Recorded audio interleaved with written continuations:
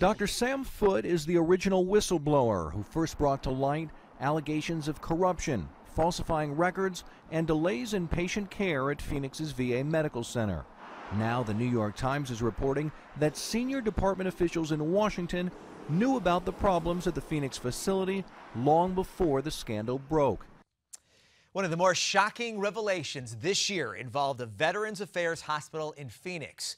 Their waiting lists were manipulated to hide that veterans were facing long delays to see doctors, that is, if they ever got to see a doctor at all. According to filings before a federal administrative board, senior department officials in Washington were well aware of serious issues in Phoenix, issues that were putting the lives of our men and women who served this country at risk once again.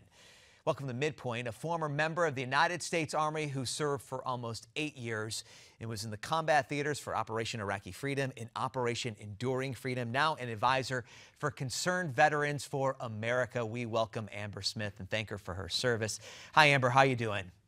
Hi, it's great to be here. Thanks so much for joining us. Does it come as a surprise that Washington officials were briefed and yet didn't act on the warnings? It really doesn't. This is just a continuation of the VA scandal that we've seen that was broken in April of 2014. And I've said this before and I'll say it again. The Phoenix issue that we saw with Sharon Hellman and the long wait lists and the unethical practices inside that Phoenix medical facility, it is not an isolated issue. This is an issue of systemic failures inside the VA that we continue to learn about. And so while, yes, Sharon Hellman was mismanaging her practice, her VA medical facility, it did make its way up. I have no doubt in my mind that senior executives inside the VA here in Washington were told about some of the issues. Well, you mentioned Sharon Hellman, though, and let's just expand on that a little bit. Was she not just a scapegoat for some of these bigger administrative errors that really span the scope of the federal government? Well, her lawyers have said that based upon the judge's ruling with her being fired, basically points her in the direction of being a scapegoat. And I do not agree with that at all. Sharon Hellman is no way clear of any blame just because possible senior executives within the VA may have knew about the problems at the Phoenix facility. It doesn't clear her of anything. She's still the leader of that facility, and she is responsible for what happened there. It's leadership 101. The buck stops with you when you're the leader, and she is responsible for her actions. It's what's missing inside the VA is accountability. You have problems inside your facility. It happens on your watch. You're accountable for it. Plenty of blame to be tossed around, that's for sure. Let's talk about moving forward. We've seen an increased funding for veterans in the spending bill that passed this month. But has care for veterans improved since the scandal first came to light? I haven't seen as much as since the VA reform bill was passed in August of this year, I haven't seen as much as I would like to see in terms of change at the VA. It's really going to start at the top with leadership, acknowledging the failures and working towards positive reform and positive change. And it is going to take time, well aware that it's not going to happen overnight, but we continue to learn about these systemic problems inside the VA.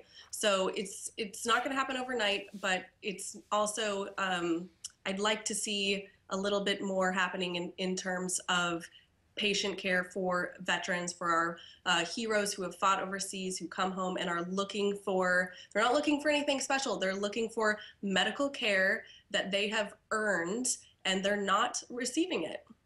These heroes definitely deserve the very best. Secretary McDonald has been on the job for about 6 months now.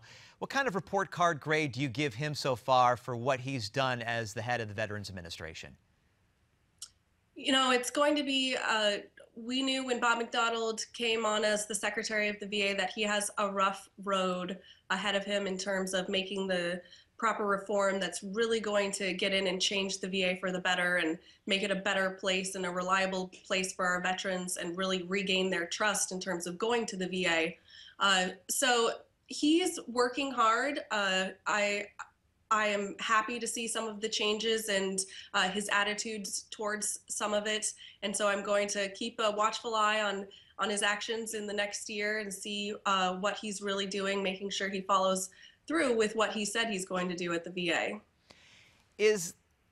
Are the problems at the VA more a competency issue? Is it a financial issue? As Americans, what can we do to make sure that there are improvements inside the VA? Well, really what it's going to come down to is making sure we're paying attention to the issues. As we've seen, it was a big issue in the media when it first came out, and they quickly rushed the VA reform bill through. And so we have to make sure that everything that's been promised to veterans in terms of change and reform actually happens. So the American people need to stay on top of these issues and what is actually happening. It's very easy to say in terms of leadership inside the VA that things are being done, but we really need to be watchdogs on this issue and making sure that they're actually following through with what they're saying they're going to do. Amber, what do you tell your fellow veterans as they try to navigate their way through this system?